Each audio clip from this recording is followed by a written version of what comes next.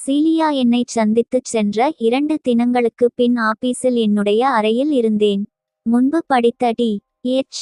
லாரன்ஸின் women in love நாவலை ஒரு பொருத்தமான மீண்டும் எடுத்து படிக்கத் தொடங்கினேன். அப்போது டெலிபோன் ஒலித்தது. ரிசீவரை எடுத்து ஹலோ என்றேன். ஹலோ ராம்ஜி, சுகந்தா பேசினாள். என்னம்மா காலங்காத்தாலேயே போன் பண்ற? எதுவும் விசேஷமா? சும்மா தான் ரிங் பண்ணினேன். பிஸியா இருக்கேளா? பிஸியாவது கிளியாவது, சும்மா கதை படிச்சிட்டிருக்கேன். எனக்கு ஓர் கொண்ணும் இல்ல, தோட்ட வேலை செய்யலாம் அப்படின்னு அதான் போன் பண்ணினேன். சரி, இன்னிக்கு ஈவினிங் எங்கேயாவது போகலாமா? இல்லை ராம்ஜி, இன்னிக்கு ஜானகியோட வீட்ல அவ குழந்தையோட பர்த்டே. என்னை அழைச்சிருக்கா. நீங்களும் வாங்க ராம்ஜி, 2 பேருமா போயிட்டு அப்படியே சாப்பிட்டுட்டு வந்துடலாம். ஐயையோ, நான் வரலையம்மா அந்த அறுவை வீட்டுக்கு. ப்ளீஸ், எனக்காக வாங்கோ. நீங்களும் வந்தா நன்றாக இருக்கும். என்னமோ உன்னோட புள்ளைக்கு பர்த்டே மாதிரி தான் கூப்பிடரே. சுகந்தாவிடமிருந்து பதில் இல்லை. சிரிப்பை அவள் கட்டுப்படுத்திக் கொண்டிருப்பதை என்னால் கற்பனையில் காண முடிந்தது. ஏய், என்ன பேச்சு மூச்சை காணோம். போன்ல இந்த மாதிரியெல்லாம் அறுத்தேல்னா அப்புறம் ஒரு நாளும் உங்களுக்கு போன் பண்ணவே மாட்டேன் ராம்ஜி. சரி, அப்ப இன்னிக்கு ஈவினிங் உன்னை மீட் பண்ண முடியாது. சீரியஸாவே கூப்பிடறேன். நீங்களும் வாங்கோ. இல்லை சுசுந்தா, நான் வரலை. ஏன், வேற எங்கேயும் போறேளா? நோ நோ, அதெல்லாம் இல்லை. ஆனா அவ வீட்டுக்கு நான் வரலை. ஏன் வரலை? வரலேன்னா வரலேதான். உங்களை திருத்தவே முடியாது. அப்போ வச்சுட்டட்டுமா? நாளைக்கு ஈவினிங் பார்ப்போம். நோ. ஏன், நாளைக்கும் ஜானகி புள்ளைக்கு பர்டேயா? ஏஸ், போய்த் தொலை. வழக்கத்துக்கு புறம்பாக அன்று மாலை வரை ஆபீஸிலிருந்து விட்டு செயின்ட் தாமஸ் மவுண்ட் பகுதி வரை வாக்கிங் போய் வரலாமென்ற நினைப்புடன் மெதுவாக நடந்து சென்று கொண்டிருந்தேன்.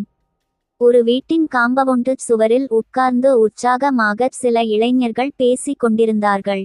உயர்ந்த மரங்களில் இலைகளின் மறைவில் குயில்கள் ஒற்றை ஒற்றையாக கூவிக் கொண்டிருந்தன.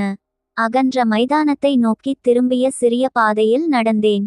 இடதுபுறம் 5வது வீட்டின் முன் தோட்டத்தில் சீலியா ஜேஸ்மின் நின்று யாருடனோ பேசிக் கொண்டிருந்தாள். சட்டென்று திரும்பி நடந்து விடலாமா என்று நினைத்தேன். ஆனால் சீலியா என்னை பார்த்து விட்டாள். வேறு வழியின்றி நேராகவே நடந்தேன். என்னை வரவேற்பது போல அவள் தோட்டத்தின் கதவுகளை திறந்து வெளியில் வந்து நின்று என்னை பார்த்து புன்னகை புரிந்தாள். அதனால் வெறுமே குட் ஈவினிங் என்றேன். குட் ஈவினிங் மிஸ்டர் ராம்குமார், இதுதான் என்னோட வீடு. ப்ளீஸ் கம் என்றாள். நான் பரவாயில்ல, இன்னொரு நாள் வரேன் என்றேன். No no, you must come please. நான் மேலும் நாளை வரேன் என்றேன். Please come in sir. சீலியாவுடன் நுழைந்து அவளின் வீட்டுக்குள் சென்றேன். ஹாலில் 2 நீண்ட செவ்வக வடிவமான கண்ணாடி தொட்டிகளில் பல வண்ண மீன்கள் ஊர்ந்து கொண்டிருந்தன. அவளின் அறைக்குள் என்னை அழைத்துச் சென்றாள். அழகிய சோபாவில் என்னை உட்கார வைத்தாள். சமையல் அறையில் வேலை பார்த்து கொண்டிருந்த வயதான ஓர் அம்மாள் வந்து எட்டி பார்த்தாள். பூஸ்ட் கலந்து கொண்டு வரும்படி சீலியா அந்த அம்மாளிடம் கூறினாள். மதரா, ஏதாவது கேட்க வேண்டுமே என்பதற்காசு கேட்டு வைத்தேன். நோ நோ, எங்க ஆண்டி, உங்க ஃபாதர் மதர் எல்லாம் எங்கே இருக்காங்க? Daddy is no more, mummy is in London.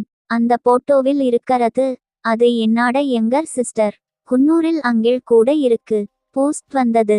To you like music? காலி கோப்பையை அவளிடம் நீட்டியபடியே. என்ன மயூசிக் என்றேன். Rock, pop, jazz. நான் எழுந்து விட்டேன். Okay Celia, see you. திடுதிப்பென்று இப்படி எழுந்து விடுவேன் என்பதை நினைத்து பார்த்திராத சீலியா கொஞ்சம் கவலை ஆனாள். அவளை ஏறிட்டு கூட பார்க்காமல் வேகமாக அந்த வீட்டிலிருந்து வெளியேறிவிட்டேன். இரவு தூக்கம் வராமல் வெகுநேரம் விழித்திருந்தேன். சீலியாவின் வீட்டுக்குள் நுழைந்தது மிக பெரிய பிழையாக தெரிந்தது. ஆனால் தோட்ட வேலை செய்து இருக்கலாம் என்று தோன்றியது. மறுநாள் மாலை நானும் சுகந்தாவும் கடற்கரையில் உட்கார்ந்திருந்தோம். ஏறக்குறைய ஒரு வருடமாக இப்படிச் சந்தித்து கொண்டிருக்கிறோம். என்ன, நேத்திக்கு பர்த்டே பார்ட்டி எல்லாம் ரொம்ப தடபுடலா? சுகந்தாவை கேட்டேன். அதெல்லாம் கிடையாது, ரொம்ப சிம்பிள்தான். ஆனா நீங்கள் தான் வரமாட்டேன்னு சொல்லிட்டேளே. பட் ராம்ஜி, நீங்க வராதது கூட ஒரு விதத்துல நல்லதாத்தான் போச்சு. ஏன், என்ன ஆச்சு? திடீர்னு ஜானகியோட வீட்டுக்கு என்னோட தங்கையும் வந்துட்டா. பாத்தியா, எனக்கு தெரியும் உன்னோட தங்கை திடீர்னு அங்கே வந்து நிப்பாள்னு. ரொம்பத்தான். அதோ சாக்கோ பார் வரான், வாங்கலாமா? ஏஸ், கூப்ட்டு. சாக்கோ பாருக்கு நான் தான் பே பண்ணுவேன். சுகந்தா சொன்னாள். ரொம்ப தங்கமா போச்சு. என்னோட எல்லா செலவுக்குமே நீயே பணம் தந்திடு, பேசாம என் பிசினஸை எல்லாம் க்ளோஸ் பண்ணிடறேன். வாழ்க்கையிலேயே எனக்கு பிடிக்காத விஷயம் இந்த ஆபீஸுக்கு போறதுதான் பெரிய பேஜார். சாக்கோபாருக்கு சுசுந்தா காசு கொடுத்தாள். சாக்கோபார் எப்படியிருக்கு ராம்ஜி? கேட்கணுமா? டாப். சரி, நேத்திக்கு ஈவினிங் நீங்க என்ன செஞ்சேள்? சரி, அதெல்லாம் இருக்கட்டும். நேத்திக்கு என்ன பண்ணினேள் அதைச் சொல்லுங்கோ. நேத்திக்கா? ரைட். நேத்திக்கு செயின்ட் தாமஸ் மவுண்ட் பக்கம் போயிருந்தேன். எதுக்கு? சும்மாதான். ஆபீஸ்ல இருந்து அப்படியே கிளம்பி ஒரு வாக் போனேன். வாக் போயிட்டே இருந்தேனா, அப்ப ஒரு வீட்டு வாசல்ல ஓர் ஆங்கிலோ இண்டியன் லேடி நின்னுட்டிருந்தா. என்னை பார்த்தா. ஆச்சரியக்குறி. தெரிஞ்சவளா உங்களுக்கு? நோ, அவளை எனக்கு தெரியவே தெரியாது. என்னை அவ பார்த்தது மட்டுமில்லாமே தோட்ட வேலை செய்ய சொன்ன. சுகந்தா சீரியஸாக கேட்டு கொண்டிருந்தாள். போனா போறதுன்னு ஒரு மரியாதைக்காக நானும் அவளை பார்த்து சிரிச்சேன். அவ்வளவுதான். வீட்டுக்குள்ள வாங்களேன்னு கூப்பிட்டுட்டா. தப்பிச்சா போதும்னு அவளை திரும்பி கூட பார்க்காமே ஓடி வந்துட்டேன். நீங்க போய் பேசறேள் ராம்ஜி என்றாள். போயா? நானா போய் சொல்றேன்னு சொல்றே? அவளை நீங்க திரும்பி பார்க்காமே ஓடி வரலை சொல்லிவிட்டு சுகந்தா தலையை குனிந்து கொண்டாள். ஒப்புக்கரேளா இல்லையா? போய்த்தானே நீங்க சொன்னது? மறுபடியும் கேட்டாள். மௌனமாக தலையை அசைத்து ஒப்புக்கொண்டேன். இன்னுமா என்கிட்டே போய் பேசறேள்? சுகந்தாவின் குரல் சிறிது கோபம் ஆனது. சாரி சுகந்தா, நான் வேணுமே போய் சொல்லலை. சுகந்தா விருட்டென்று குறுக்கிட்டுச் சொன்னாள். ஏன் போய் பேசறேல்னுதான் கேட்டேன். உண்மையைச் சொல்லறதுக்குத்தான். ஆனா அதுக்குள்ளே என்ன எனக்கே தெரியாம போய் சொல்லிட்டேன். சுசுந்தா கைக்குட்டையை எடுத்து கண்களில் கண்ணீரை துடைத்து கொண்டாள். சரி, இப்ப உண்மையைச் சொல்லிடட்டுமா? நேத்திக்கு ஆச்சுவலா என்ன நடந்ததுன்னு அவனைச் சமாதானப்படுத்துவது போல கேட்டேன். பதில் சொல்லாமல் வெகு தொலைவில் பார்த்துக் கொண்டிருந்தாள். சாரி சுகந்தா, அந்த ஆங்கிலோ இண்டியன் வீட்டுக்குள் நான் போகத்தான் செஞ்சேன். ஆனா இரு நடந்ததை சுருக்கமா அப்படியே சொல்லிடறேன். வேண்டாம், நீ தோட்ட வேலை செய்ததை சொல்ல வேண்டாம்.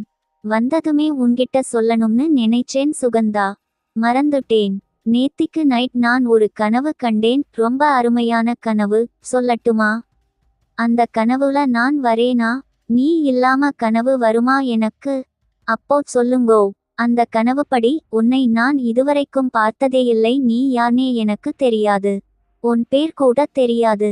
இப்படி இருக்கும்போது நம்ம கடவுள் ஒருத்தர் வந்து என் முன்னாடி லட்சம் பொண்ணுங்களை நிக்க வைக்கிறார். அந்த லட்சம் பொண்ணுங்கள நீயும் ஒருத்தியா நிக்கறே? லட்சத்துல ஒருத்தியா? ஆமா. அப்ப கடவுள் என்கிட்ட இந்த லட்சம் பொண்ணுங்கள ஒருத்தி கிட்டேயும் ஒரு வார்த்தை கூட பேசாம ரொம்ப நல்ல பொண்ணை உன்னோட மனைவியா உன்னால செலக்ட் பண்ண முடியுமாடா ன்னு கேக்கறார். இது எனக்கு ரொம்ப பிடிச்ச வேலையாச்சே. ஏஸ், முடியும்னு சொல்றேன். எனக்கு லட்சம் பொண்ணுங்க வரிசையா நிக்குதுங்க. அதில் நீ 4ஆவதோ 5ஆவதோ நிக்கறே. அந்த ஒன்னை பார்க்கறேன் நான். அவ்வளவுதான்.